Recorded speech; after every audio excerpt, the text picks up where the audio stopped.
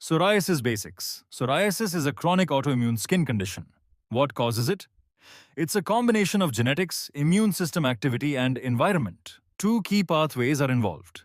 Interleukin 12 drives T helper 1 cells, which release interleukin 1 and TNF alpha. Interleukin 23 drives T helper 17 cells, which release interleukin 17 and interleukin 22. Types you'll see most. 1. Plaque psoriasis, also called psoriasis vulgaris. This is the most common type, about 80 to 90% of cases. It looks like raised, red patches with silvery white scales. You'll usually see it on the elbows, knees, scalp, and lower back. 2. Guttate psoriasis. These are small raindrop-shaped spots. It often starts after an upper respiratory infection, like group A beta strep. It's more common in kids. 3. Inverse psoriasis. These are smooth, red, shiny patches in skin folds, like the armpits, groin, or under the breasts. The plaques are thin, and there's little to no scaling. Friction and sweat make it worse. It's most common in older adults. 4. Pustular psoriasis. This shows up as white, pus-filled blisters on red skin. The pus can form lakes or sheets. 5. Erythrodermic psoriasis, also called exfoliative dermatitis. This is rare but serious. There's intense redness and shedding over more than 90% of the body.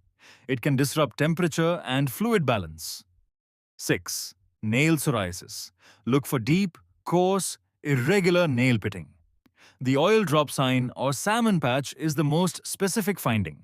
There can also be subungual hyperkeratosis. This comes from a defect in the proximal nail matrix. 7. Psoriatic arthritis. This affects about 30% of people with psoriasis. It often hits the DIP joints, causing joint pain, stiffness, and swelling.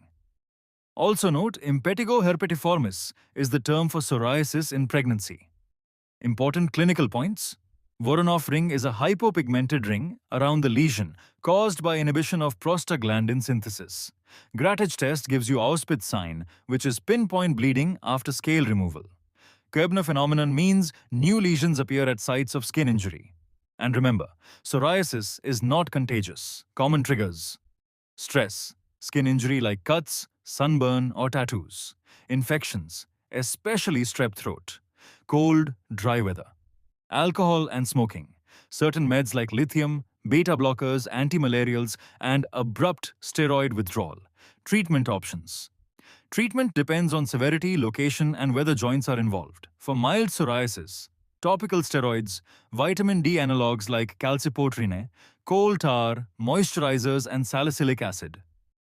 For moderate psoriasis, UVB phototherapy, plus topicals and systemic meds. For severe psoriasis, systemics like methotrexate, cyclosporine, apremilast, and biologics like adalimumab, ustekinumab, secukinumab, ixekizumab, and risankizumab.